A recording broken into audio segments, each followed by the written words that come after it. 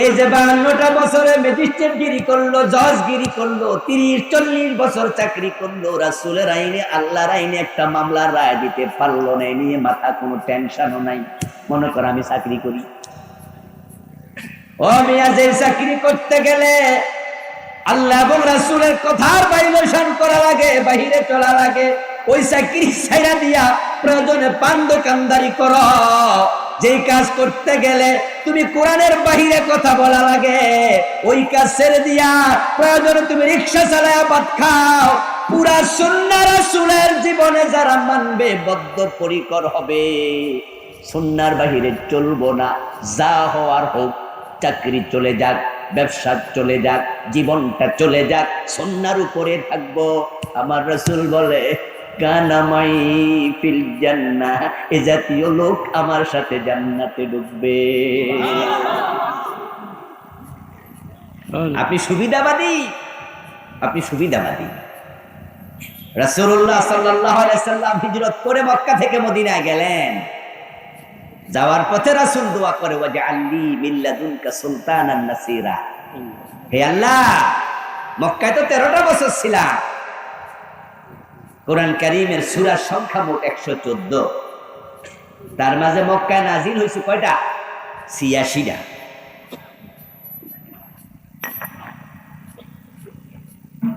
ওইটা ওখান থেকে ওদিকে না, ওদিকে হাতা লাগবে। মক্কায় নাজিল হয়েছে 86টা, মদিনায় নাজিল হয়েছে 28টা।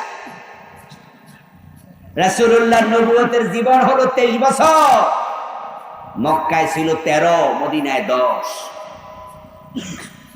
এবার আপনাদের কাছে আমি জানতে চাই, হিসাবটা আমি দিলাম, 86টা যদি মক্কায় নাজিল হয়, 28টা মদিনায় নাজিল হয়, সূরা নাজিল হয়েছে কোথায় বেশি? জবাব দেন, কোথায়? 23 বছরের মাঝে মক্কায় 13 বছর যদি হয়, মদিনা 10 বছর হয়, সময় নবুয়তের কোথায় বেশি ছিল? এবার বলুন তো, যে মক্কায় কোরআনের সূরা নাজিল হলো বেশি, যে মক্কাতে রাসূলের নবুয়তের জিন্দেগির 3 বছর সময় দিলেন বেশি, ইসলাম কি সে মক্কায় বিজয়ী হয়েছে না মদিনা? কোথায় বিজয় হয়েছে? কারণ মদিনার রাষ্ট্রটা ছিল রাসূলের সুন্নাহর আলোকে সাজানো। মক্কায় কোরআনের আয়াত, মক্কায় কোরআনের সূরা বেশি নাজিল হলো, কিন্তু মক্কার সংসদ ভবনে প্রিয় নবীজি কোরআন নিয়ে ঢুকতে পারেন নাই, আবু জেহেলরা ঢুকতে দেয় নাই। মক্কায় রাসূলুল্লাহর নবুয়তের জিন্দেগি 3 বছর বেশি কাটালেন, কিন্তু মক্কায় দ্বীনের বিজয় হয় নাই, কারণ কোরআন নিয়ে মক্কার সংসদ দারুন নাদওয়াতে রাসূল ঢুকতে পারেন নাই।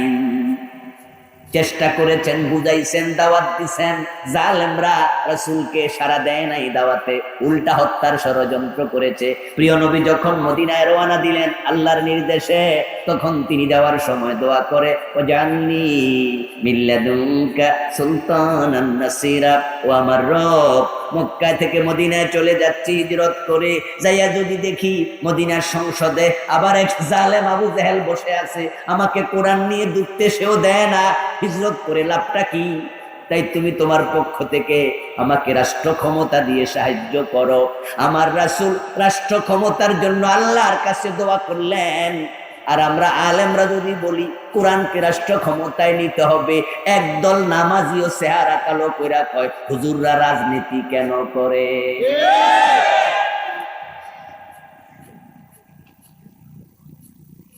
রাসূলের সুন্নাহ বুঝলেন শুধুমাত্র মসজিদে আর আপনার মসজিদে আর মাদ্রাসায়, দাড়িতে আর টুপিতে? আমার রাসূল যা করেছেন সব যদি সুন্নাহ হয়, আমার নবী রাষ্ট্র ক্ষমতার জন্য দোয়া করছে, এখন কোরআন যেন ক্ষমতা যায় এজন্য দোয়া করাটা তো একটা সুন্নাহ বটে। তা আপনি জীবনে কোরআনকে রাষ্ট্র ক্ষমতা নেয়ার জন্য দোয়া করছেন কয়দিন? নিজেরে প্রশ্ন করেন, এই সুন্নাহ কয়দিন মানছেন? মানেন তো নাই।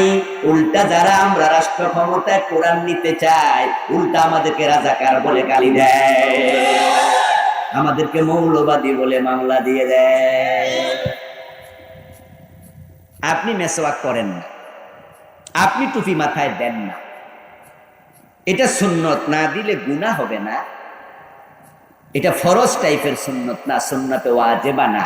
এটা সুন্নাহ আল মুস্তাহাব্বা, উত্তম মানের সুন্নাহ। সুন্নতের অনেকগুলো ক্রাইটেরিয়া, ক্যাটাগরি আছে। একটা আছে সুন্নাত ওয়াজিবা, আবশ্যক সুন্নাহ, যেমন কোরআন দিয়ে রাষ্ট্র পরিচালনা করা, এটা আবশ্যক সুন্নাহ। রাসূল বলছে, আমি আমার মেয়ে চুরি করলে ফাতেমা তার হাত কেটে দেবে, এটা আমার আবশ্যক বিধান, আল্লাহ কইছে এটা করতে হবে। মদ পান করলে 80 বেত লাগাতে হবে, এটা আবশ্যক সুন্নাহ। টুপি মাথায় দেন না, এটা সুন্নাহ মুস্তাহাব্বা, দিলেন না গুনাহ হবে না।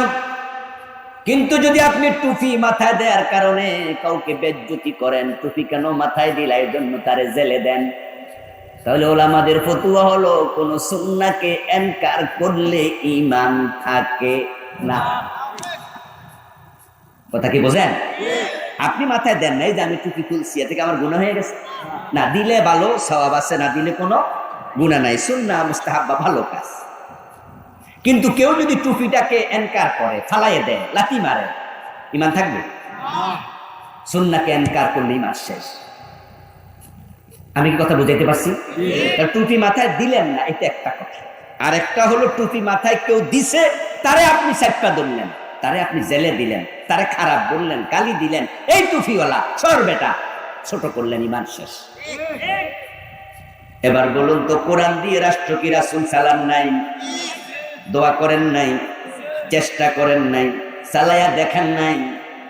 এখন আমরা যারা কোরআন দিয়ে রাষ্ট্র চালানোর কথা বলি, আপনি যদি তাদেরকে মৌলবাদী বলে গালি দেন, ঈমানটা থাকবে কেমনে? বরং কোরআনের রাজনীতির কথা যদি বলে, একদল ঈমানদার দাড়িওয়ালা টুপিওয়ালা বলে আমি রাজনীতি করি না, নিজে পরিচয় দেয় আমি কোনো দলে নাই, তাহলে তুমি মারা গেলে তোমার জন্য নতুন দোয়া বানাইতে হবে। কারণ যারা মুমিন তারা মারা গেলে আমরা বলি বিসমিল্লাহি ওয়া আলা মিল্লাতি রাসূলিল্লাহ, আল্লাহর নামে রাসূলের দলে তুলে দিলাম। আর তুমি কো আমি কোন দল করি না, তাহলে রাসূলের দলে তোমারে তুলে দেওয়ার কোন সুযোগ নেই। আসলে দল করি না এই কথা যারা বলে, এগুলো মুনাফিক, সবাই সাথে মিলে চলতে চায়। আর মুনাফিকদের আচরণটাই হচ্ছে তারা দুদিক ঠিক রাখে।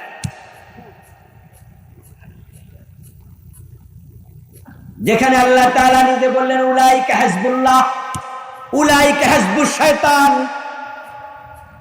আল্লাহ দল দুইটা আলাদা করলেন, চিহ্নিত করলেন। এক দলকে বললেন তারা আল্লাহর দল, আরেক দলকে বললেন তারা শয়তানের দল। তার দল কয়টা? সবাই বলুন, আবার বলেন। আপনি দুই দলের এক দলে থাকতেই হবে। যদি বলেন দল করি না, 3 নম্বর কোন দল তো নেই। রাসূল বললেন মান আলাইহি ওয়াসহাবি, জান্নাতে তো তারাই যাবে যারা আমি নবী আমার সাহাবাদের দলে আছে, মতে আছে। আমার প্রিয় নবী আল্লাহর কাছে দোয়া করলেন, আমার রাষ্ট্র ক্ষমতা দাও, ওয়াজআলনি মিন লাদুনকা সুলতানা,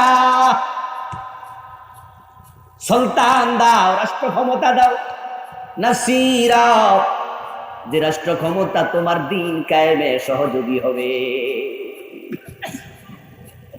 এই যে চোর ধরে হাত কাটো, এই বিধানটা 52 বছরে বাংলাদেশে কায়েম হয় নাই, অথচ এটা তো ফরজ। না হওয়ার কারণ আল্লাহর কোরআন বাংলাদেশের সংসদে ঢুকতে পারে না।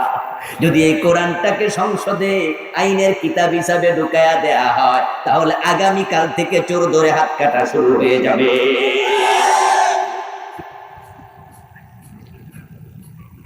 ও প্রিয় ভাই, আল্লাহর আইন বাস্তবায়নের জন্য আপনি দোয়া করলেন না, কাজ করলেন না, আপনি সুবিধাবাদী। সে আপনি দাড়ির সুন্নাহ মানেন, রোজার সুন্নাহ মানেন, হজের সুন্নাহ মানেন, যাকাতের সুন্নাহ মানেন, রাষ্ট্রে ইসলাম লাগবে সে সুন্নাহ মানেন না। কারণ কিন্তু আছে, ওই যে আমি বলছি সুন্নাহ মানে হিসাব কইরা নামাজ ওয়াজ করলে কোন হুজুর মামলা খায় না, রোজার ওয়াজ করলে কোন হুজুর জেলে যায় না, যাকাতের ওয়াজ করলে কোন আলেম কোন পীরের খানকা বন্ধ হয় না। কিন্তু যেই মাত্র জমিনে আল্লাহর কোরআনের আইন লাগবে, এই কথা বললে জালেমরা খেপে যায়, তখন বিনা দোষ জেলখানার কয়েদি বানায়া দেয়।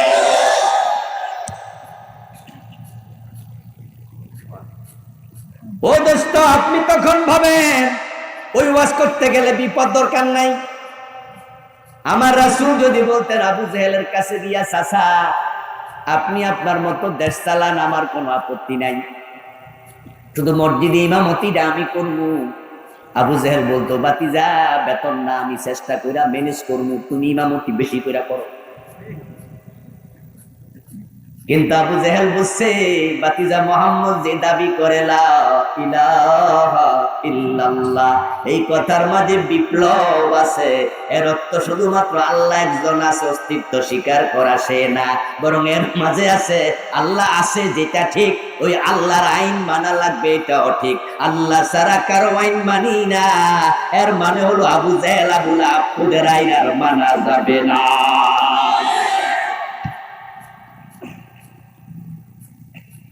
52 বছরের বাংলাদেশ চলতেছে ব্রিটিশ আইনে, এটা কে না জানে? ছোট ছোট পোলাপানও জানে ব্রিটিশ আইনে বাংলাদেশ চলছে, অথচ আল্লাহর কোরআন আমাদের সামনে হাজির। এই আইনে দেশটা যে চলে না তা নিয়ে আপনার কোনো টেনশন নাই। যদি প্রিয় নবী মুহাম্মদুর রাসূলুল্লাহ সাল্লাল্লাহু আলাইহি সাল্লাম আজকে জীবিত থাকতেন, বাংলাদেশে আমাদের কাছে থাকতেন, ব্রিটিশ আইনে বাংলাদেশ চলুক এটা তিনি রাজি হতেন? আবু বকর ওমর থাকলে মানতেন? তা আপনি মানেন কেমনে? এই জন্য আমাদের দেশের আলেম ওলামা পীর বুজুর্গ হুজুররা দুই ভাগে বিভক্ত দেখবেন। এক ভাগ শুধু নামাজ রোজার ওয়াজ করে, হজ যাকাতের ওয়াজ করে, আল্লাহর আইনের ওয়াজ করে না। আর ওই হুজুরদের পেট মোটা, গাড় মোটা, ফুলের মালা, হাজিয়া তো অভাব নাই, তাদের সবাই ভালোবাসে। আর যারা পুরা ইসলামের কথা বলে ওই আলেমরা বাড়িতেও ঘুমাতে পারে না। আল্লাহ যার জন্য হয় তামাম মাখলুকাত তার হয়ে যায়। ইব্রাহিম আলাইহিস সালাম আগুনে পড়লেন, আল্লাহ উনার পক্ষে, তাই আগুন উনাকে জ্বালাইতে পারে নাই, আগুন উনার দোস্ত হয়ে গেছে, ঠিক না?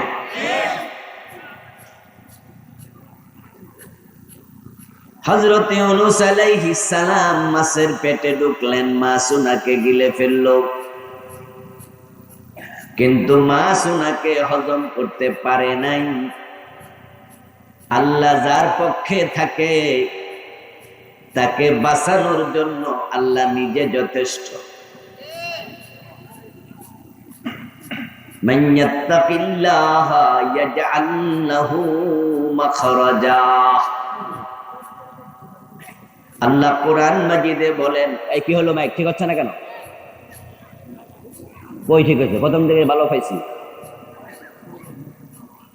যা ছিল ভালোই তো আছে।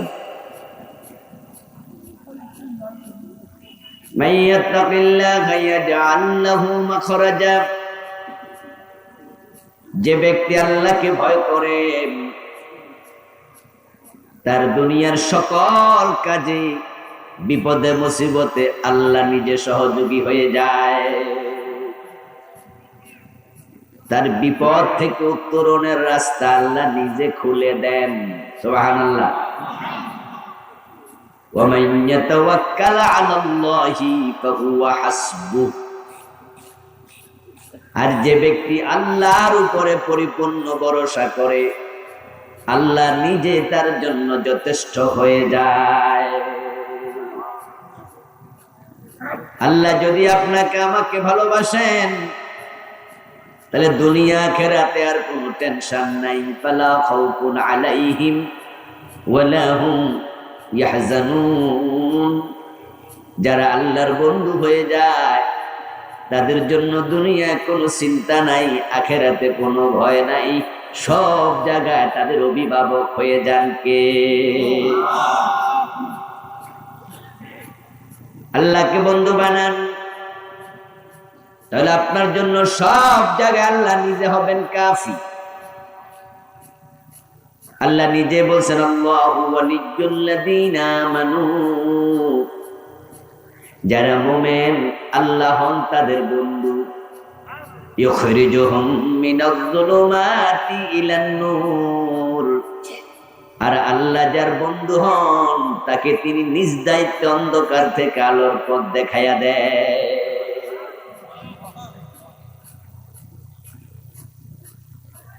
ও নবী, আপনি বলুন, তোমরা যদি আল্লাহকে ভালোবাসতে চাও, আল্লাহর ভালোবাসা পেতে চাও, বিপদে মুসিবত আল্লাহকে কাছে পেতে চাও, তাহলে তোমাদেরকে একটা কাজ করতে হবে, মাত্র একটা কাজ। একটা কাজ যে করবে, ইউহিব্বুকুমুল্লাহু, আল্লাহ তোমাদেরকে ভালোবাসবে। একটা কাজ করবেন, আল্লাহ আপনাকে ভালোবাসবে।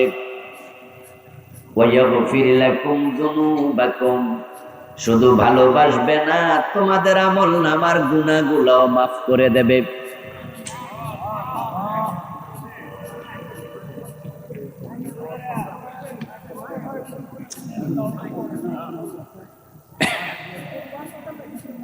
এটা জিকির করুন, লা ইলাহা ইল্লাল্লাহ।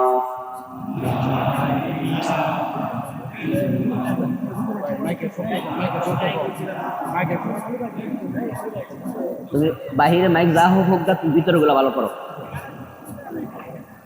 লা ইলাহা ইল্লাল্লাহ। আসসালামু আলাইকুম। মাহফিলে আছি। লা ইলাহা ইল্লাল্লাহ, লা ইলাহা ইল্লাল্লাহ, মুহাম্মাদুর রাসূলুল্লাহ। এবার ভিতরে আওয়াজ ঠিক আছে না? এটা যেন নাড়াচাড়া না করে। আপনি সিরিয়াস হয়ে যান। বাহিরে যদি কোনো মাইক না চলে, বাহিরে তারা না শুনুক, ভিতরে তারা শুনবে। কারণ বাহির ঠিক করতে যায়, ভিতরে যদি নষ্ট হয় তাহলে তো দুইটাই লস, নাকি? যদিও আমরা চাই যে ভিতরও শুনুক, বাহিরও শুনুক, দুইটা ঠিক করতে পারলে আরো ভালো। কিন্তু ভিতরের আওয়াজটা নষ্ট করা যাবে না। আমি যেন কোন ডিস্টার্ব ফিল না করি। ভাই, বলছিলাম আল্লাহর ভালোবাসা আমরা সবাই চাই, কারণ আল্লাহ ছাড়া আমাদের আর কোনো বন্ধু নেই। আছে নাকি? আদৌ আছে? নাই। কারণ দুনিয়ার সবাই স্বার্থপর। নিঃস্বার্থ ভালোবাসা দুনিয়ার কারো নাই। খাবার দাবার না দিলে, খোঁজ খবর না নিলে, নিজের মা বাবা বদদোয়া দেয়, অন্যের কাছে বদনাম করে। পোলাটা আগে ভালো ছিল, এখন আর বালা নাই। আল্লাহ হলেন একমাত্র অভিভাবক, একমাত্র বন্ধু। জীবনে যে কোনদিন আল্লাহ বলে একবার ডাক দেয় নাই। আল্লাহ তাকে অক্সিজেন দেয়, কার্বন ডাইঅক্সাইড দেয়, আলো বাতাস দেয়, খাবার পানীয় দেয়, এবং নির্ধারিত হায়াত যে কয়দিন আছে, ওই কয়দিনে আল্লাহ তাকে দুনিয়ায় খাবার সাপ্লাই দেয়। আল্লাহর অস্তিত্বটাই স্বীকার করে না, একবারে নাস্তিক, অথচ হাজার কোটি টাকার মালিক, বিশাল রাষ্ট্রের প্রেসিডেন্ট, ক্ষমতাওয়ালা, এমন লোক দুনিয়া আছে না রাই? কারণ আল্লাহর কোনো স্বার্থ নেই, আমাদের প্রতি তিনি মুখাপেক্ষী না। আপনি প্রশ্ন করতে পারেন, তাহলে আমাদের নামাজ পড়তে বলেন কেন? আল্লাহ আমাদেরকে রোজা রাখার আদেশ কেন দেন? উত্তর হলো আল্লাহর স্বার্থে নয়, এটাও আপনার আমার স্বার্থে।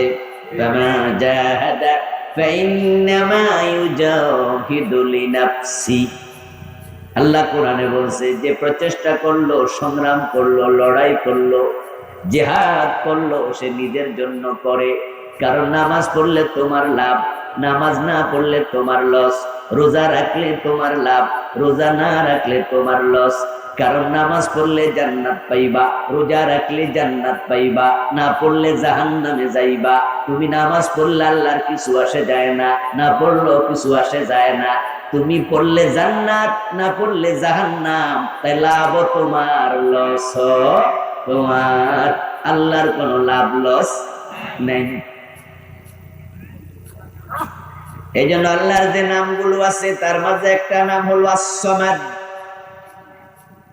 আমার সাথে পড়ুন, কুল হু আল্লাহু আহাদ, আল্লাহুস সামাদ, লাম ইয়ালিদ ওয়া লাম ইউলাদ ওয়া লাম ইয়াকুল লাহু কুফুয়ান আহাদ। যারা দাঁড়ায় আছেন তারা বসে যান, সামনে আসেন, জায়গা আছে। ভলান্টিয়ার নাই মাহফিলে? আমি তো গলার মাঝে কাঠ ঝুলিয়ে ঝুলিয়ে কিছু লোকের দেখলাম হাটে, এটা গেল কি? স্বেচ্ছাসেবকরা কি মাঠে বসে গেছে আর শোনার লেগে? পাবলিক রে বসাই দেন, যান পিঠের মাঝে হাত মুছে মুছে বসাই দেন। আমার প্রিয় ভাই, বলছিলাম আল্লাহর যত নাম আছে একটা নাম হলো আস-সামাদ। আস-সামাদ শব্দের অর্থ হলো বেনিয়াজ।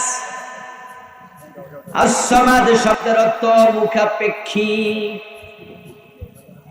এর মানে হলো আপনার নামাজ, আপনার রোজা, এই সমস্তের প্রতি আল্লাহর কোনো প্রয়োজন নেই। আচ্ছা আপনারা বলুন তো, আমরা সবাই যদি নামাজ বেশি বেশি পড়ি এতে আল্লাহর দাম বেড়ে যাবে, না পড়লে আল্লাহর দাম কমে যাবে, এমন নাকি? তামাম দুনিয়ায় যত মানুষ ইমানদার আছে সবাই যদি আল্লাহর সাথে রাগ কইরা কাফের হয়ে যায়, আল্লাহর কোনো ক্ষতি আছে? আর যত কাফের আছে সবাই যদি সিদ্ধান্ত নিয়ে কালেমা পড়ে মুসলমান হয়ে যায়, আল্লাহর কোনো লাভ আছে? লাভ লস কার? আল্লাহর না বান্দার? আল্লাহ ছাড়া আমাদের কোনো বন্ধু নাই, অভিভাবক নাই। এই জন্য আল্লাহর ভালোবাসা মুমিনের জীবনে সবচেয়ে বেশি দরকার। তাই যে ব্যক্তি মুমিন হয় তার চরিত্র এমন হবে, সে আল্লাহকে ভালোবাসবে সবচেয়ে বেশি। এটা হলো কোরআন মাজিদের কথা। আল্লাযীনা আমানু আশাদ্দু হুব্বান লিল্লাহ। আল্লাহ নিজে বলতেছেন আল্লাযীনা আমানু, যারা ঈমানদার, আশাদ্দু হুব্বান লিল্লাহ, তারা আল্লাহর ভালোবাসা পোষণ করে সবচেয়ে বেশি। এটা হলো ঈমানদারের পরিচয়। এখন কার কলবে আল্লাহর ভালোবাসা বেশি, কার কলবে কম, এটা কলবের মালিক আল্লাহ জানে আর আপনি জানেন। যেহেতু কলব আপনার, আপনি ছেলে মেয়েকে বেশি ভালোবাসেন না আল্লাহকে, নিজের স্ত্রীকে বেশি ভালোবাসেন না আল্লাহকে, চাকরি বাকরিকে বেশি ভালোবাসেন না আল্লাহকে, আপনার দেশ আপনার ভালোবাসা বেশি পাবে না আল্লাহ পাবে। সব কিছুর উপরে যে আল্লাহকে প্রাধান্য দেয়, আল্লাহর কথা শুনতে যায় যে হাসতে হাসতে শাহাদাত বরণ করতে রাজি হয়, তখনই প্রমাণ হয় সে তার আল্লাহকে নিজের জীবনের চেয়ে বেশি ভালোবাসে। মুমিনের ভালোবাসা হবে তার জীবনের চেয়ে আল্লাহর প্রতি বেশি। কথা বলবেন না, বসেন আপনি ভাই, বসেন। এই বাহিরে যায় না হুইনি, এত বেড়া আমারটা সব নষ্ট করে গেছে, এখন আর কইল না।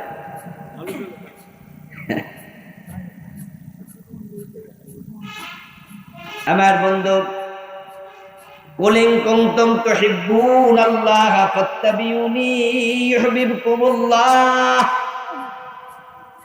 একটা কাজ আপনি করলে, আমি করলে, আল্লাহ নিজে আপনাকে ভালোবাসবেন। আমরা তো আল্লাহর এমনি ভালোবাসি, সবাই তো কয় যে বেনামাজি হেতো কয় আমি আল্লাহরে ভালোবাসি, তালে তালে সবাই কয়, অথচ সবাই আল্লাহকে ভালোবাসার প্রমাণ বাস্তব জীবনে দিতে পারে না। কেউ কেউ দেখা যায় আল্লাহর কথা মানতে যায় মামলা খায়, হামলার শিকার হয়, আল্লাহর দ্বীনের পথে চলতে যায় চাকরি চলে যায়, তারপরও সামান্য আল্লাহর দ্বীন থেকে নড়ে না। শুধু আল্লাহর কোরআনের কথা বলার কারণে জেলখানায় চলে যায়, আবার জেল থেকে বাইর হইয়া কোরআনের মিছিলে দৌড়ায়া যায়। তাকে জেল একবার, দুইবার, পাঁচবার নয়, মামলা 10টা, 20টা, 50টা না, তাকে ফাঁসির রশি দেখাইলো, আল্লাহর দিন থেকে চুল পরিমাণ সরাতে পারে না। আবার কিছু লোক আছে একটা ধমক দিলে হক কথা বলা বন্ধ করে দেয়। দুই রকম মানুষ দুনিয়াতে আছে। একজনকে ফাঁসির রশি দেখাইলো, হে মুসকি মুসকি হাসে, এই কয় যা আমি আছি আমার আল্লাহর পথে, যা হওয়ার হোক। চাকরি চলে যায়, তারপরও সামান্য মরে না, আছে না? মামলার আসামি হুলিয়া হইয়া ঘুরে, হুলিয়ার আপনার আসামি হইয়া ঘুরতেছে, বাড়িতে ঘুমাইতে পারে না বছরের পর বছর, তারপরও ইসলামের পথে আছেই, এক চুলো লড়ে না। আবার আরেকজন আছে বড় জুব্বা গায়, আলখাল লাগায়, লম্বা পাগড়িওয়ালা, এত বড় দাড়ি, মনে হয় যেন ফেরেশতা, কিন্তু একটা হুমকি দিলে আর হক কথা কয়, বাপ্পা সিটারের সাথে হাত মিলে আসলে। এই জন্য কার অন্তরে আল্লাহর ভালোবাসা কতটুকু আমরা জানি না। মুমিনরা সবাই বলে আল্লাহরে ভালোবাসে। আল্লাহকে কে ভালোবাসলো কে ভালোবাসলো না এটা তার ব্যাপার, কিন্তু আপনি যদি আল্লাহর ভালোবাসা পেতে চান তাহলে আপনাকে একটা কাজ করতে হবে। আল্লাহর হাবিব বলছেন ফাত্তাবিউনি, আল্লাহ বলে আপনি বলে দেন ও নবী, আমি আল্লাহর ভালোবাসা পেতে চাও, গুনাহ সমূহ আমলনামা থেকে ক্ষমা পেয়ে জান্নাতে যেতে চাও, আমি নবীকে অনুসরণ করে জীবন চালাও, আমাকে অনুসরণ করো। হে নবী আপনি বলেন আমার অনুসরণ করলে আল্লাহ তোমারও ভালোবাসবে, আমাকে অনুসরণ করলে আল্লাহ তোমার জীবনে সব গুনাহ মাফ করে দেবে। এটাকে বলা হয় ইত্তেবায়ে সুন্নাহ। এবং যারা রাসূলুল্লাহ সাল্লাল্লাহু আলাইহি ওয়াসাল্লামের সুন্নাহকে অনুসরণ করে জীবন চালাতে পারে তারাই হয় উম্মাহ। উম্মাহ, উম্মত, আমরা সবাই বলি উম্মত, আসলে সবাই উম্মত না। যার জীবনে সুন্নাহ পাওয়া যায় সেই উম্মাহ হতে পারে, যার জীবনে সুন্নাহ নাই সে রাসূলের উম্মাহ না। এইজন্য প্রিয় নবীজি বলেছেন তাফতারিকু উম্মতি আলা 73 মিল্লাতান কুল্লুহুম ফিন্নারি ইল্লা ওয়াহিদা, আমার উম্মতের দাবিদার এই মানুষগুলো 73 ভাগে বিভক্ত হবে, তার মাঝে জান্নাতি হবে মাত্র এক দল, আর বাকি 72 দল হবে জাহান্নামী। রাসূলের উম্মত দাবি করবে কিন্তু জাহান্নামী হবে, তাদের সংখ্যা হলো 72 দল। আর জান্নাতি উম্মত হবে মাত্র কয় দল? এক দল। উম্মতের অভাব নাই, সবাই তো উম্মাহ, সবাই দাবি করে। যারা আটরশির মুরিদ তারাও কয় আমরাও রাসূলের উম্মত, যারা মেজবান্ডার পীরের মুরিদ তারাও কয় রাসূলের উম্মত, যারা গাঁজা টানে, বিড়ি খায়, লম্বা লম্বা চুল রাইখা ঢোল বাজায়, তবলা বাজায়, বেড়া বেড়ি একসাথে লাফায়, এরাও কয় আমরা রাসূলের উম্মত। যারা শিয়া তাদেরকে আবার আলাদা নবী আছে নাকি, এরাও কয় আমরা রাসূলের উম্মত।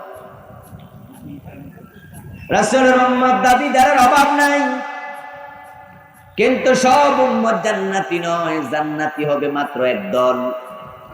কিলা ইয়া রাসূলুল্লাহি ওয়া মাহি, প্রশ্ন করা হলো হে আল্লাহর নবী ওই জান্নাতি উম্মতের দল কোনটা? ক্বালা মা আনা আলাইহি ওয়া আসহাবি, রাসূলুল্লাহ জবাব দেন যে ব্যক্তি সিরতে সুরতে চলনে বলনে কথনে লিখনে শয়নে জাগরণে উঠাতে বসাতে কর্মে তার কথায় সব জায়গায় আমি নবী মুহাম্মদ এবং আমার সাহাবাদেরকে অনুসরণ করে,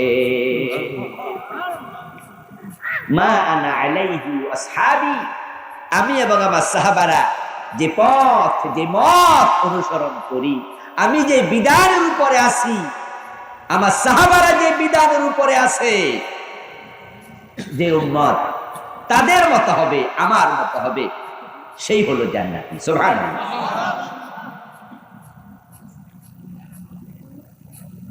রাসূলের ভালোবাসা ঈমানের অংশ। আল্লাহর নবীকে ভালো না বাসলে মুমিন হওয়া যায় না। قال النبي صلى الله عليه وسلم لا يؤمن أحدكم হাত্তা ইয়াকুনা হাব্বা ইলাইহি মিন ওয়ালিদিহি হাত্তা আকুনা হাব্বা ইলাইহি মিন ওয়ালিদিহি ওয়া ওয়ালাদিহি ওয়ান নাসি আজমাইন। তোমাদের কেউ ততক্ষণ পর্যন্ত মুমিন হতে পারবে না যতক্ষণ আমি নবী, তার কাছে তার ছেলে মেয়ে, মা বাবা, তোমাদের কেউ মুমিন না। হাত্তা কুনা হাব্বা ইলাই, যতক্ষণ না আমি হব সবচেয়ে বেশি প্রিয়। এখন রাসূলকে সবচেয়ে ভালোবাসে কে? হাত তোলা দেবে সবাই। নামের আগে দিয়া দিবে আশেকে রাসূল, নামের আগে দে সুন্নি। শুধুমাত্র আশেকে রাসূল জাতীয় না, বিশ্ব আশেকে রাসূল, আন্তর্জাতিক আশেক, অথচ দাড়ি কামায়। নামের আগে সুন্নি, বিড়ি টানে। আহলে সুন্নাত ওয়াল জামাত নাম খেলায়, রাসূলের সুন্নাহ জীবনে পাওয়া যায় না। মেয়েটা বোরকা ছাড়া কলেজে যায়, নিজের বউটা মাথার চুল ছাইরা হাঁটে, বেড়া নাম দিছে, বেড়া নাকি সুন্নি। রাসূলের মুহিব অভাব নাই, আশেকে রাসূল, মুহিব্বে রাসূল। আমার দোস্ত, রাসূলুল্লাহকে ভালো না বাসলে মুমিন হওয়া যাবে না, এটা হলো হাদিসের বক্তব্য। এখন রাসূলের ভালোবাসাটাও হবে জীবনের চেয়ে বেশি। আল্লাহ নিজে বলছেন, আন-নাবিয়্যু আওলা বিল মুমিনিনা মিন আনফুসিহিম। মুমিনের কাছে নবীর ভালোবাসা হবে তাদের জানের চেয়েও বেশি আওলা। এখন রাসূলকে আপনি ভালোবাসলেন কিনা তার প্রমাণ কি?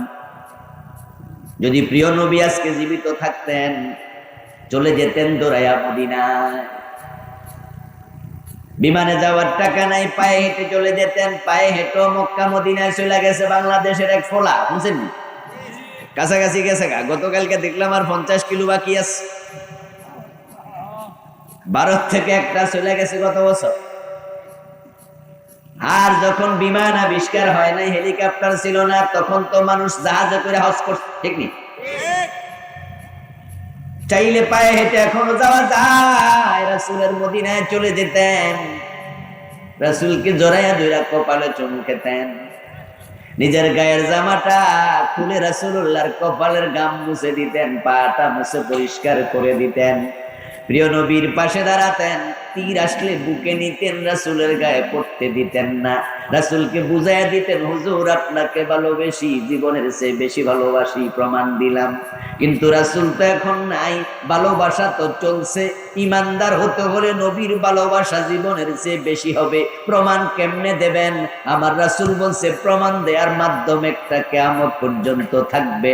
সেটা হলো, মান আহাব্বা সুন্নতি ফাকাদ আহাব্বানি। যে আমি নবীর সুন্নাহ ফলো করবে পুরা জীবনে, প্রমাণ হবে সে আমি নবীকে ভালোবাসে। ওয়ামান আহাব্বানি কানা মাই ফিল জান্নাহ। আর যে আমি নবীকে ভালোবাসলো সুন্নাহ ফলো করার মাধ্যমে, আমি নবী তার জন্য ঘোষণা দিলাম, কানা মাই ফিল জান্নাহ, সে জান্নাতে আমার সাথে ডুববে। জান্নাতে ঢুকতে চান তো? জান্নাতে যাইতে চান? হ্যাঁ। রাসূল বলছে, আমার সুন্নাহ মানো, আমার সাথে জান্নাতে ঢুকবা। এখন প্রশ্ন হলো, সুন্নাহ যদি না মানেন তাহলে কি হবে? এবার প্রিয় নবীর আরেকটি হাদিস শুনুন। কালান নবী সাল্লাল্লাহু আলাইহি ওয়াসাল্লাম, কুল্লু উম্মতি ইয়াদখুলুনাল জান্নাতা ইল্লা মান আবা। প্রিয় নবীজি বলছেন, আমার সব উম্মত জান্নাতে যাবে, তবে অস্বীকারী উম্মত জান্নাত পাবে না। কিলা মান ইয়া রাসূলুল্লাহ।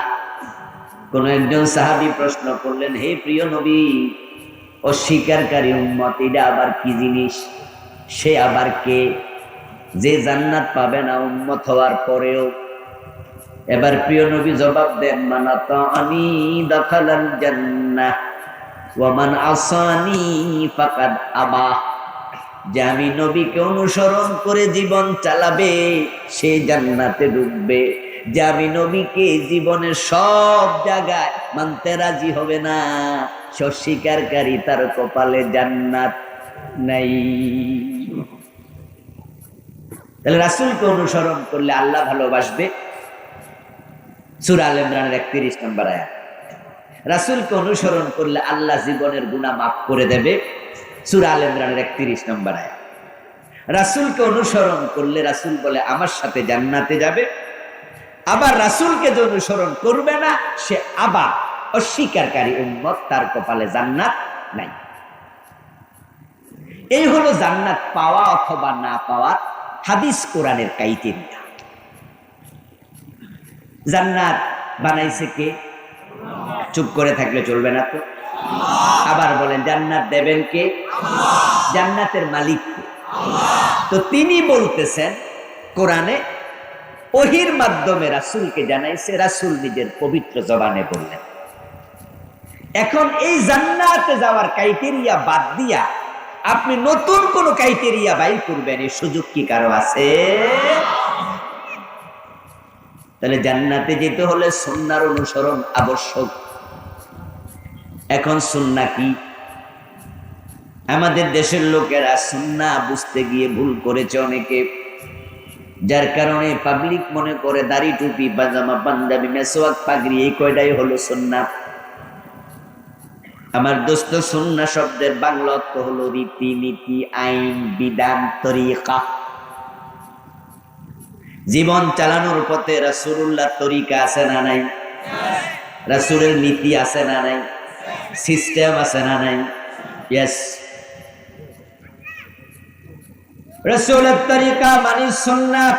রাসূল যেভাবে কথা বলতেন সেভাবে কথা বলা সুন্নাহ।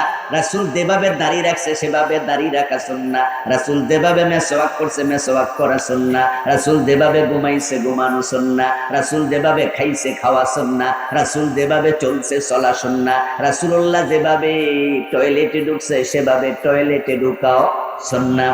রাসূল যেভাবে মসজিদে ঢুকছে ডান পা দিয়া সেটা সুন্নাহ।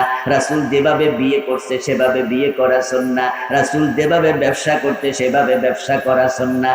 রাসূল যেভাবে দেশ চালাইছে এটা দরকার নাই, ওভাবে দেশ চালানোটা সুন্নাহ। এখন আমাদের দেশের লোকেদেরকে দেখবেন যারা রাসূলের আইনে দেশ চালায় না, তাদের অনেকের মুখ দাড়ির সুন্নাহ আছে, টুপির সুন্নাহ আছে, কিন্তু দেশ চালানোর ক্ষেত্রে রাসূলের সুন্নাহ নেয় না। এগুলো হলো সুবিধাবাদী সুন্নাহওয়ালা। তাহলে তারা সুন্নাহ মানে ততক্ষণ সুবিধা আছে। 10 লাখ 20 লাখ টাকা ইনকাম হয়। যদি আপনাদের এলাকায় কোন মসজিদের ইমাম সাহেবরা কয় সিনেমা হলের কোন মালিক আইসা, হুজুর ওই সিনেমা হলটা আমি আপনারা এমনি দিয়া দিলাম, আপনি চালান, হুজুর নিবনি?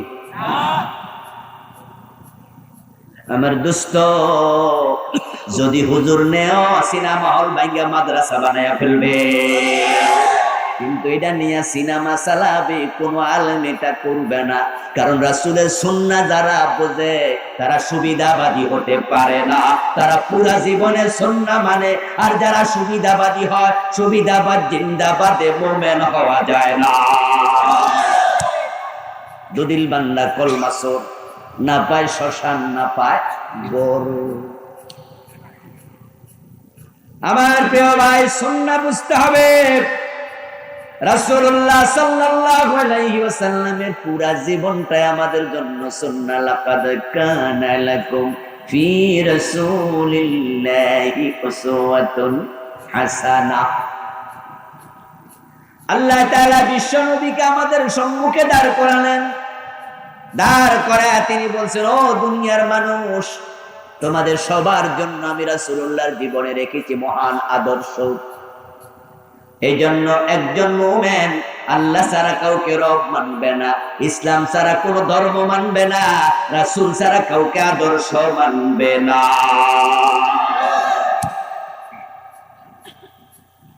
আপনি অমুকের আদর্শের সৈনিক, তমুকের আদর্শের সৈনিক, নাউযু বিল্লাহি মিন যালিক। যে নেতারে আদর্শ বানাইলেন ও বেটা দাঁড়িয়ে আসেনি, 5 ওয়াক্ত নামাজ পড়ছেন, মদ খায় নাই, তার কি আপনি নিশ্চয়তা দিতে পারবেন? তো যে নেতারে আদর্শ বানালেন হতে পারে মদখোর, হতে পারে জানাকারী, ঠিক কি না? কিন্তু আমার রাসূল হচ্ছে আমার জন্য আদর্শ, যার জীবনে কোনো স্পট নাই, স্পটলেস। ইন্নাকা লাআলা খুলুকিন আযীম।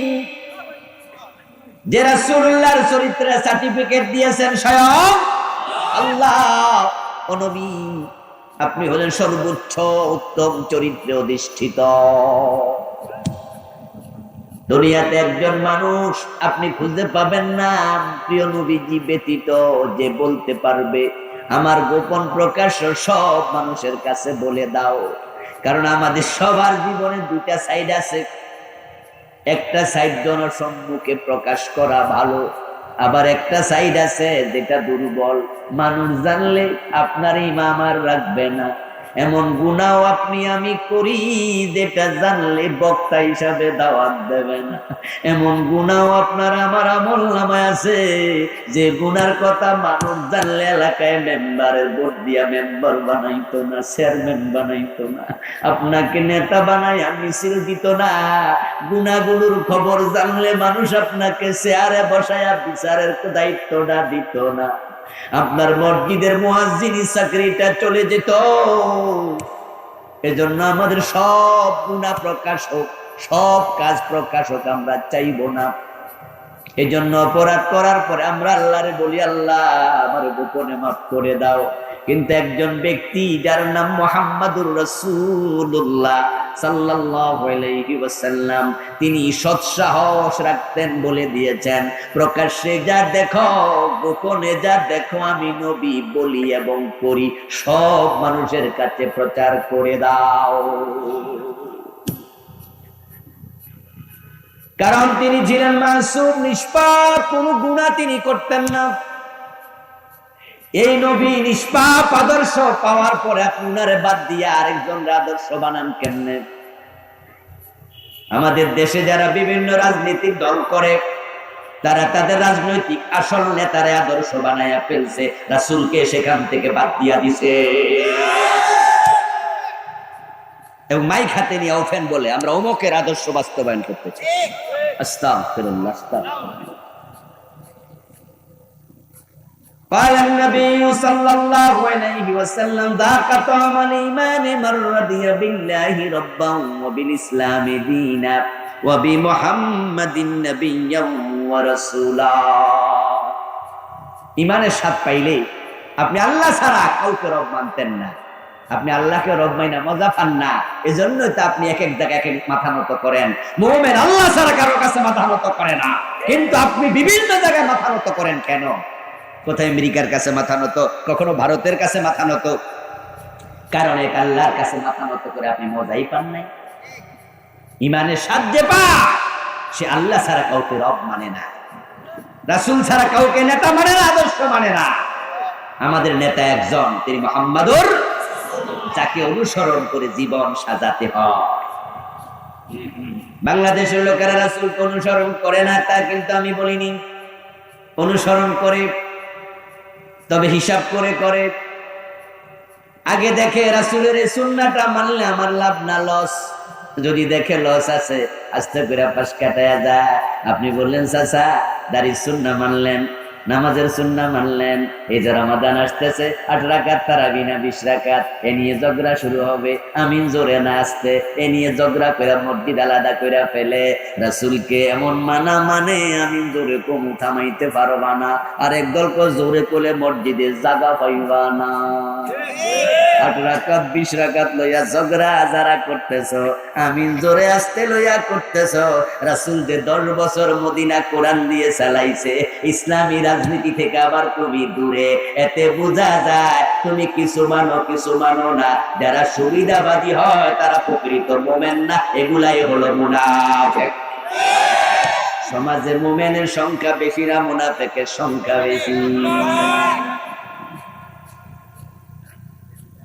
সুন্নাহ মানে মসজিদে, সুন্নাহ মসজিদে মানে ডান পা দিয়ে ঢোকে বাম পা দিয়ে বের হয়, আল্লাহু আকবার বলে নামাজ শুরু করে, সালাম ফিরিয়ে নামাজ শেষ করে।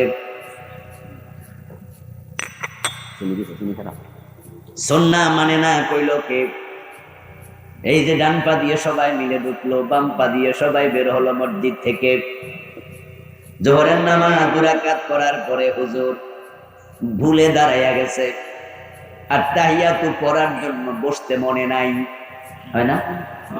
হতে পারে না? হুজুর তো মানুষ নাকি, মানুষের ভুল হয় কিনা? হুজুর খারাইয়া যাইতেছে, পিছন দিয়ে সব মুসল্লি লোক মামাইরা দিছে, তারা বুঝাইয়া দিছে ইমাম সাহেব 2 রাকাত পড়ার পর আত্তাহিয়াতু পড়তে বসা লাগে, এটা ওয়াজিব। আমার রাসূল বসেছেন, তারপরে আত্তাহিয়াতু শেষ করে খারাইছে। সব মুসল্লি বুঝে ঠিক কথা। ইমাম সাহেব লোক মানিল, 2 রাকাত আরো পড়লো, সালাম ফিরায়া ঠিকঠাক মতো নামাজ শেষ। এবার যে যার মতো মসজিদের বাহিরে চলে গেল, দোকানদার গিয়ে দোকানে বসলো। রাসূলের নামাজের সিস্টেম তারা বুঝেছে, 2 রাকাত পরে বসতে হয়, ইমাম বসেনি তাই লোকমা দিছে। কিন্তু দোকানদার দোকানে যাইয়া নামাজ শেষ কইরা ওজনে কম দে, মালে ভেজাল দে, ব্যবসায় বুঝি রাসূলের সুন্নত নাই। ওইটা ওই নামাজি মসজিদে বুঝলো, দোকানে বৈশা বুঝে না। ইমাম ভুল করেছে, রাসূলের সুন্নাহর বাহিরে গেছে, লোকমা দিয়া দিল।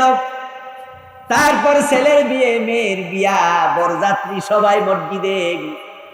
ওদিন তারাই লোকমা মানলো। কিছুক্ষণ পরে যখন বিয়ের অনুষ্ঠানে গেল, কমিউনিটি সেন্টারে বেড়া বেড়ি একসাথে খায়, পর্দা নাই। বিয়ের সময় যৌতুক চায়, মেয়েটারে সাজায়া গোজায়া লাখ লাখ মানুষের সামনে বসায়া রাখে। তারা মসজিদে গেলে 2 রাকাত পরে বসতে হয়, এটা সুন্নাহ, এটা বুঝলো। হুজুর বোঝে না, ভুল করছে, লোকমাও দিল। কিন্তু বিয়া করতে যাইয়া বরের পক্ষ সুন্নাহ বলে, কনের পক্ষ বলে, অথচ বিয়ে শাদীর মাঝে রাসূলের সুন্নাহ আছে না নাই? তো সুন্নাহ মসজিদে বুঝলা, বিয়েতে আর মনে নাই। আদালতের মসজিদে জোহরের নামাজ হলো, আদালতের মসজিদে ম্যাজিস্ট্রেটরাও নামাজ পড়ে, জজেরাও নামাজ পড়ে। ইমাম ভুল করেছে, 2 রাকাত পরে বসতে ভুলে গেছে, তাই জজ সাহেব লোকমা দিল, ম্যাজিস্ট্রেট সাহেব লোকমা দিল। ইমাম লোকমা নিল, 2 রাকাত শেষ করে সাউ সেজদা দিয়া তারপরে নামাজ সালাম ফিরাইলো। তারপরে ম্যাজিস্ট্রেট সাহেব আদালতের চেয়ারে বসলো, জজ সাহেব 2:30 বাজে অফিস শুরু করলো। চুরির মামলার সাক্ষী শুনানি শেষ, এবার রায় দেবে। আমার আল্লাহ কোরআনে বলে, চোর ধরে হাত কেটে দাও। হুজুর ওয়াজিব ছুটে গেছে, তাই হুজুরকে লোকমা দিছে, বুঝছে রাসূলকে মানা লাগে। কিন্তু চোর ধরে হাত কাটো, আল্লাহর আইন মাইনা। ওই জজ সাহেব চোরের হাত কাটছে 52 বছরে, কতদিন? চোরের হাত কাটা নফল না ওয়াজিব না ফরজ? 2 রাকাত পড়া বসা কি ফরজ না ওয়াজিব? গুরুত্ব বেশি কোনটা? তনি ওয়াজিবে লোকমা দেয়, ফরজের খবর কি? সুন্নাহ শুধু মসজিদে বুঝছে, বাহিরে আর বুঝে নাই।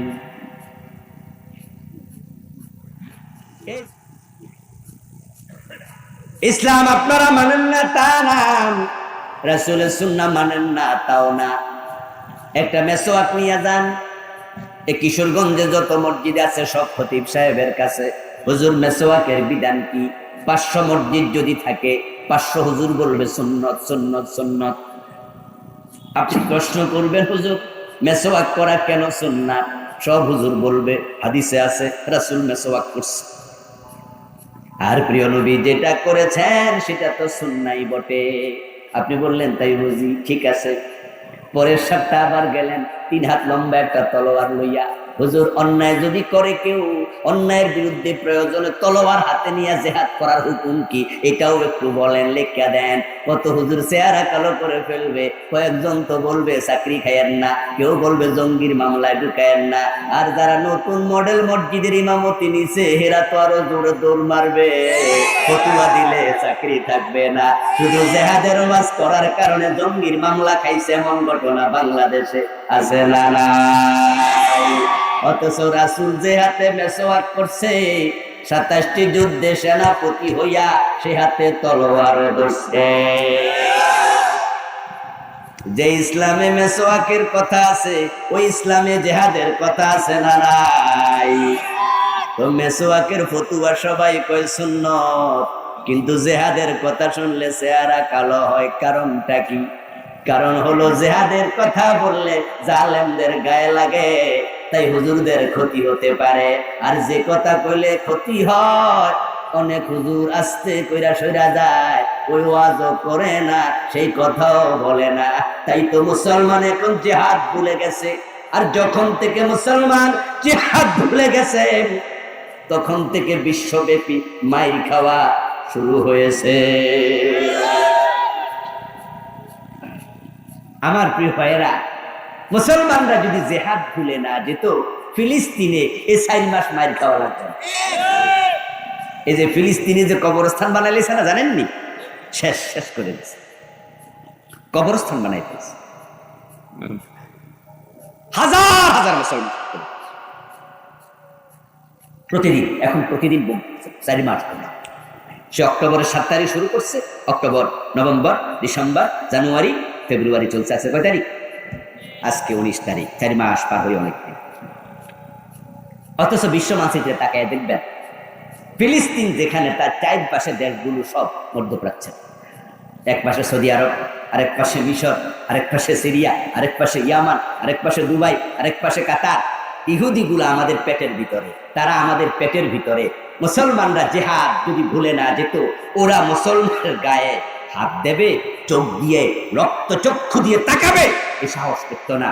এই জন্য তুরস্কের সাবেক প্রধানমন্ত্রী নাজমুদ্দিন এরবাকান রাহেমাহুল্লাহ একটি কনফারেন্সে বলেছিলেন, ও পৃথিবীর 200 কোটি মুসলমান, তোমরা ফিলিস্তিনের দিকে একটু আগাও না, আল্লাহর কাছে শুধুমাত্র দোয়া করে দায়িত্ব শেষ করে ফেলছ। আর মিয়ারা, তোমরা যদি আগাতা, ইসরায়েলের মাটি থেকে, জমিন থেকে এক খাবলা মাটি নিতা, বিশ্ব মানচিত্রে ইসরায়েল নামক রাষ্ট্র তো থাকার কথা না। তোমরা তো 200 কোটি। কোন দিকে তাকায় আসো? আসমানের দিকে। আবাবিল আসবে, আবাবিল পাঠাবে আল্লাহ, সে আশা।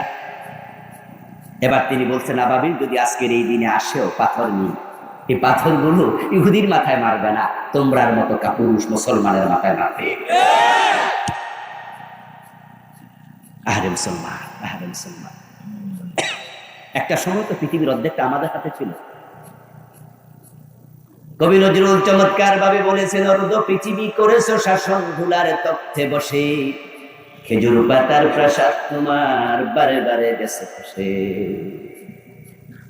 মুসলমান ছিল যেখানে, বিজয় তাদের পদচুম্বন করেছে সেখানে।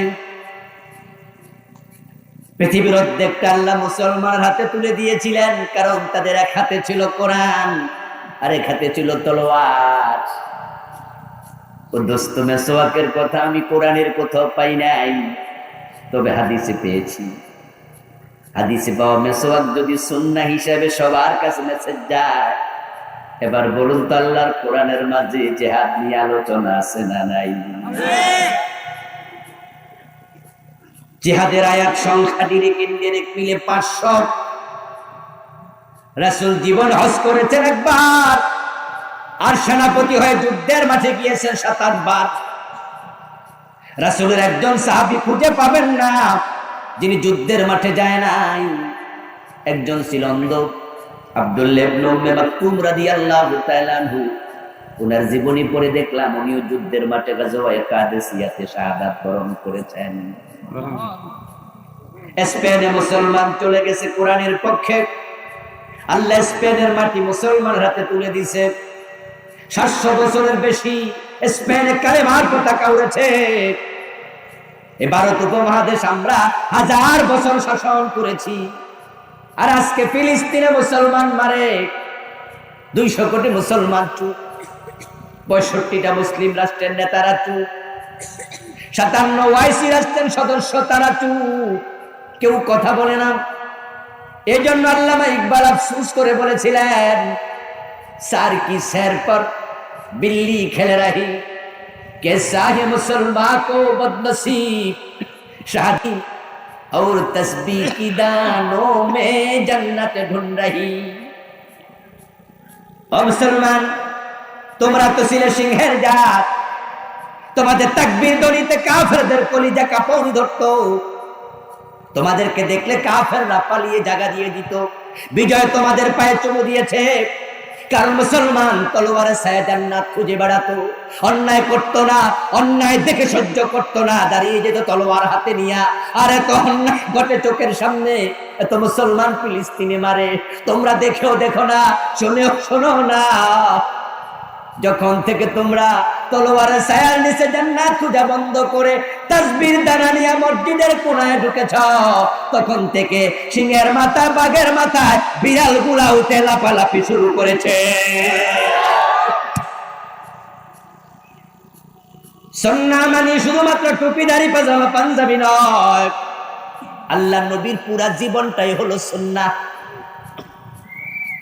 ও প্রিয় ভাই, এই সুন্নাহর বাহিরে যখন যাবেন তখনই বেদাতি হয়ে যাবেন, তখনই শিরকে লিপ্ত হবেন, কুফরিতে লিপ্ত হবেন। এখন বাংলাদেশের লোকেরা সুন্নাহর মাঝে মজা কম পায়, সুন্নাহর বাহিরে গেলে মজা পায়। আজকের এই মাহফিল শুরুতে আমি আপনাদেরকে নিয়ে দুরূদ ইব্রাহিম পড়ছিলাম 2 বার। আমি যারা উপস্থিত ছিল তাদের দিকে লক্ষ্য করলাম, মিনমিন মিনমিন মিনমিন করে পড়তেছে, কিছু ভাই চুপ করে আছে। দুরূদ ইব্রাহিম শেষ করে আমি যেই মাত্র আল্লাহুম্মা টান মারলাম, দিয়ে এবার সব সজাগ হয়ে এবার জোরে জোরে শুরু করে দিচ্ছে। আমি চুপ করে থাকলাম, দেখলাম আরে দেই কিরে বলাইলো করতে। যখন দুরূদ শরীফটা সুন্নাহ তরিকায় পড়লাম তখন লোকজন মজা পায় না, আর আল্লাহুম্মা সাল্লি আলা যখন টান মারলাম বেদাতি তরিকায় তখন সবাই মজা পায়। এই যে বাংলাদেশের টেনে টেনে দুরূদ পড়া সিস্টেমটা চালু হয়েছে, এত ভুলে ভরা দুরূদ, আশ্চর্য। আপনার সাথে কেউ কণ্ঠ মিলাবেন না, আমি জাস্ট ভুলটা ধরাচ্ছি। দেখেন আপনি আল্লাহুম্মা, আচ্ছা হোম্মাতে কি টান আছে? টান পাইলেন কই? সাল্লি, এই সাল্লিতে কি টান আছে? টান পাইলেন কই? সাই, এই সাইয়িতে কি টান আছে? দিনা, দি টান আছে? এই মাও টান আছে? এত টান পাইলেন কই? আমি দেখলাম হিসাব করে 13টার মতো ভুল ছোট্ট দূরে হয়ে গেছে। আমি কলম লই একদিন বসলাম, এই টাইন্না যারা দুরূদ করে কি পরিমাণ ভুল করে হিসাব করে দেখলাম 13টা। আচ্ছা প্রিয় ভাইয়েরা, আল্লাহুম্মা সাল্লি আলা মুহাম্মদ ওয়া আলা আলি মুহাম্মদ কামা সাল্লাইতা আলা ইব্রাহিম ওয়া আলা আলি ইব্রাহিম ইন্নাকা হামিদুম মাজিদ। একটা ভুল হলো না। হাদিসে পাওয়া যায়, মান সাল্লা আলাইহি সালাতান ওয়াহিদা সাল্লাল্লাহু আলাইহি আশরা, যে ব্যক্তি আমার উপরে একবার দুরূদ করবে, প্রিয় নবী বলেন সাথে সাথে আল্লাহ তার উপর 10টা রহমত নাজিল করে। কয়টা রহমত নাজিল হয়? 10টা রহমত নাজিল হয়। তো আপনি ভুল করলেন 13টা, তো প্রতি ভুলে যদি রহমত একটা করে কাটা যায়, 10টা কাটা যায়, আল্লাহ 3টা আরো কানা থাকে। যা আগে রহমত যা দিছি হেরি ফিরাই দে। এই দেশের লোকেরা বেদাত মজা পায়। শয়তান এই দেশে এত বেদাত সৃষ্টি করছে, সুন্নাহগুলো ধীরে ধীরে মরে গেছে। নামাজে সালাম শেষ করলেন, সালাম ফিরালেন, ফরজ নামাজ। প্রিয় নবী সাল্লাল্লাহু আলাইহি ওয়াসাল্লাম ফরজ নামাজের সালাম ফিরিয়ে তিনি 3 বার করতেন ইস্তিগফার, আস্তাগফিরুল্লাহ আস্তাগফিরুল্লাহ আস্তাগফিরুল্লাহ। একবার তিনি বলতেন আল্লাহু আকবার, একবার করতেন আল্লাহুম্মা আনতাস সালাম ওয়া মিনকাস সালাম দোয়া, একবার করতেন আয়াতুল কুরসি, 3 বার 33 বার সুবহানাল্লাহ, 33 বার আলহামদুলিল্লাহ, 34 বার আল্লাহু আকবার। এই জাতীয় আরো কিছু দোয়া হাদিসের কিতাবগুলোতে পাওয়া যায়। কিন্তু আমাদের দেশের লোকেরা এই আমলটা করে শতকরা কতজন? আপনি দেখবেন সালাম ফিরে, আপনি কিশোরগঞ্জ শহরে দেখবেন, বাইরে দেখবেন, আপনাদের মসজিদগুলোতে দেখবেন, কিছু মসজিদ ব্যতিক্রম, আর শতকরা 99টা মসজিদে পাবেন সালাম ফিরেছে আল্লাহুম্মা, দোয়া করে দিছে, দোয়া করে হুজুরও খাড়াই গেছে সুন্নাত পড়ার জন্য, মুসল্লি সব খাড়াই গেছে। তো রাসূলুল্লাহ যে পুরা জীবনে এই আমলটা করছে, তো সুন্নাহ কই গেল? মজা নাই, মজা পায় না, মজা পায় না। আজগবি যত ওয়াজ আছে এর মাঝে মজা পায়, সুবহানাল্লাহ বলেন। এই দেশের লোকেরা সুন্নাহর মজা হারিয়ে ফেলছে, যখন বেদাত চালু হয়েছে তখন। এখন তারা সুন্নাহ জিকিরও মজা পায় না, জিকিরের মাঝে বেদাত ঢুকাচ্ছে। আল্লাহর হাবিব সাল্লাল্লাহু আলাইহি ওয়াসাল্লাম যা করেছেন সেখানে মজা পায় না। শবে বরাত আসতেছে কয়দিন পরে, শবে বরাতের দিন দেখবেন বাবা রে বাবা, মুসল্লি কারে কয়, মসজিদে জায়গা হবে না, পুরা মসজিদ বইরা মাঠ ঘাট দখল হয়ে যাবে।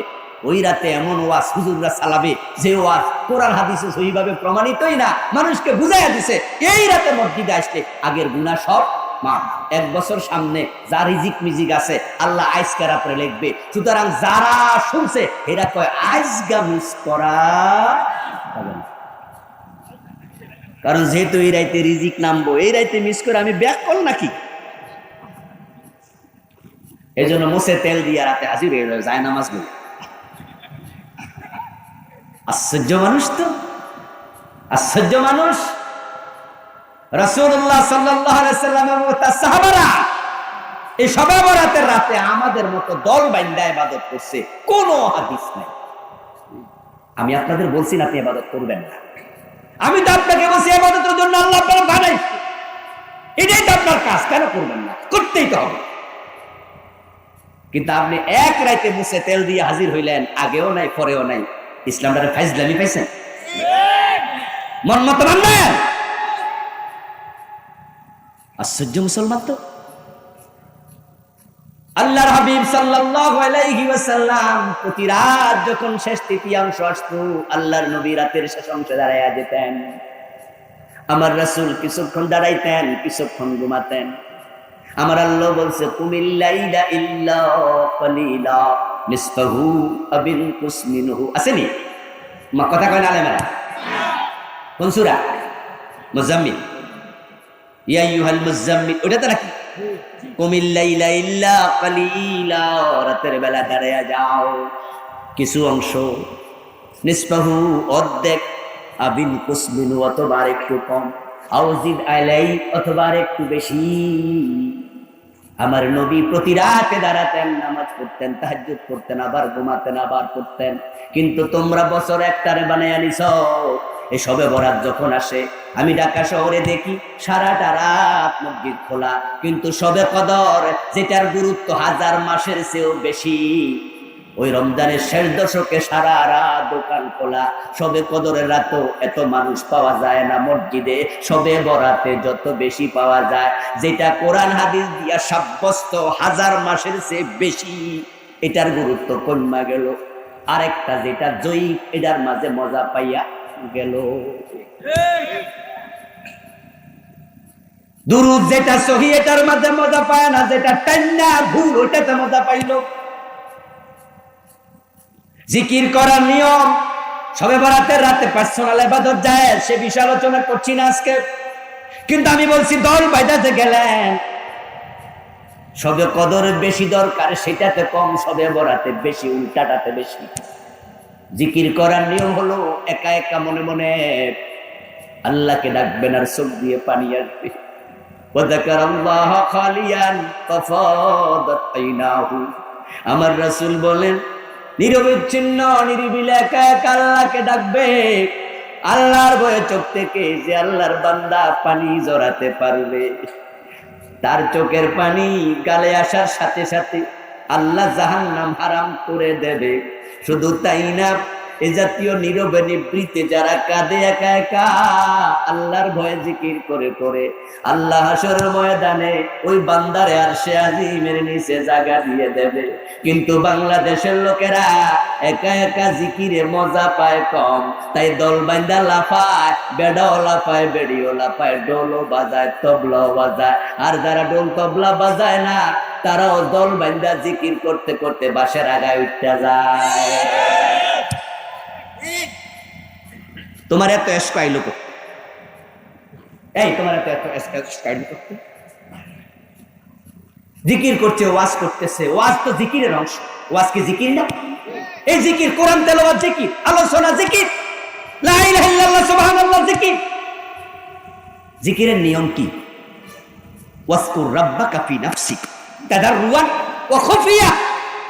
আল্লাহ শিখা জিকির করো মনে মনে, জিকির করো তোমার দিলে, হ্যাঁ আওয়াজ করতে পারবা, দুনাল জাহারে মিনাল আউ। আল্লাহ কোরআন শিখা তাদাররুয়া, বিনয়ের সাথে, বিনয় বিনয়। তোমার মন লড়বে, কলব লড়বে। যাকারাল্লাহ ওয়াজিলাত কুলুবুহুম, যুকিরা যাকারাল্লাহ ওয়াজিলাত কুলুবুহুম, ইন্নামাল মুমিনুনা আল্লাযীনা ইযা যুকিরাল্লাহ ওয়াজিলাত কুলুবুহুম। আল্লাহর কথা মনে হবে, আমার আল্লাহ কয় কলব লড়বে, কলব বিগলে বলতে হবে, তোমার দেহ লড়ে কেন? রাসূলের সাহাবা রাসূলের মজলিসে বসতেন, রাসূলুল্লাহ আলোচনা করতেন। সাহাবী বর্ণনা করেন, আমার রাসূল আলোচনা করতেছে, তখন আমাদের চোখের পানি দাঁড়ি ভিজে ভিজে আমাদের জমিন ভিজতেছে। যারিফাত মিনহাল উয়ুন ওয়া ওয়াজিলাত মিনহাল কুলুব, আমাদের কলব বিগলিত হয়ে গেছে, চোখের পানিতে দাঁড়ি ভিজে গেছে। আল্লাহর নবীর কোন সাহাবী রেশকুইটা লাভ দেয় নাই, ফাল দেয় নাই। ও বেড়া লাফাইতে লাফাইতে এসব বক্তারেও সাইক্কা ধরে। আজীব তো, এগুলার মাঝে মজা তোমার কে দিল? জিকির করতে যায় বেদাতি শব্দ বানায় দিল, সুন্নাহর বাহিরে লোকজন চলে যাচ্ছে দল বেঁধে। অথচ জান্নাতে যাওয়ার ক্রাইটেরিয়া হলো রাসূলের সুন্নাহকে আঁকড়ায়া ধরা, ঠিক কি না? রাসূল বলছে যেভাবে আমরা করব, সব জায়গায় ইসলাম রাসূলের মতো, জীবনের বটম থেকে টপ। রাসূল জিকির শিখাইছে, সুবহানাল্লাহ, আলহামদুলিল্লাহ, আল্লাহু আকবার, লা ইলাহা ইল্লাল্লাহ, সুবহানাল্লাহি ওয়া বিহামদিহি, সুবহানাল্লাহিল আযীম। কোন কোন শব্দে রাসূল জিকির করতেন হাদিসের কিতাবে আছে কিনা? এখন আফজালুজ যিকরি লা ইলাহা ইল্লাল্লাহ। রাসূল যত জিকির শিখাইছেন সবচেয়ে সেরা জিকির হলো লা ইলাহা ইল্লাল্লাহ। এখন এটারও মাঝখানে মাজা বাইয়া দিছে, এখন লা ইলাহা বাদ দিয়া ইল্লাল্লাহ চালু কইরা দিছে। ও প্রিয় ভাই, আমার রাসূল শিখাইলেন পুরাটা, তুমি মাঝখানে যে বাংলা, রাসূলের ইসলামে তুমি বাংলায় অধিকার তোমারে দোস্ত কে দিল? আবার ভাঙছে তো ভাঙছে, বাইঙ্গা কইরা বলে জায়েজ আছে। কয় কিরে কলিজায় কি আল্লাহর ভয় নাই আপনার? এই ভাই, আল্লাহর ভয় নাই? প্রিয় নবীর হাদিস কি? আফজালুজ যিকরি লা ইলাহা ইল্লাল্লাহ।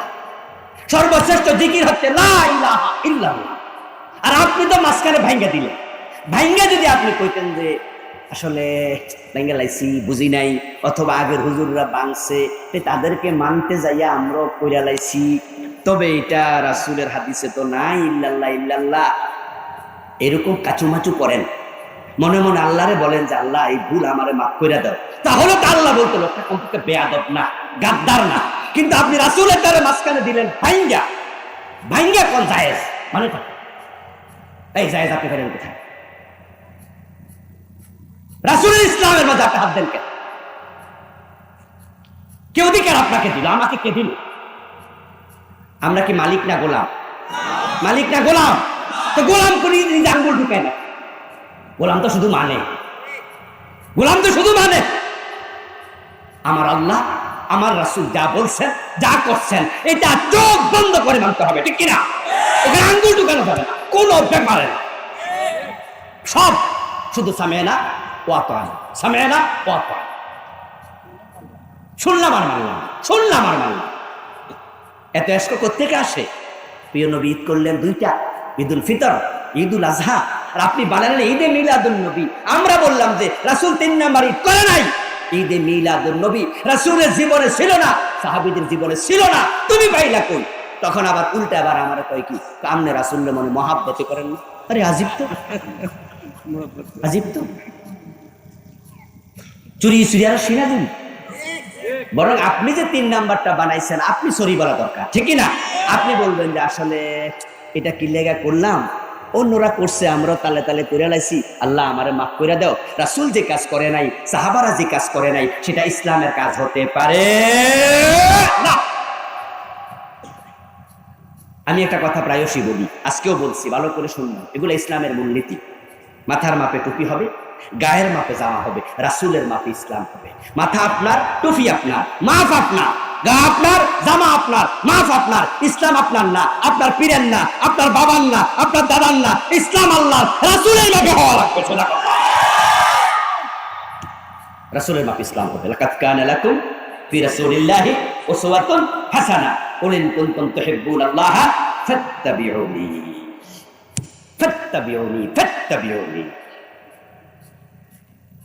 একবারে মাথা মিলে যান। যদি আপনি পারেন মাথা মিলাতে, তাহলে আপনি সফল। যেখানে আপনি পারবেন না, আমি আবুল কালাম আজাদ আমি এই বড় বড় কথা কই লাইতেছি, এই কথার অর্থ রাসূলের জীবনের মাপে আমি পুরা জীবন সাজাই ফেলছি, তা না, তা না, এটা সহজ না।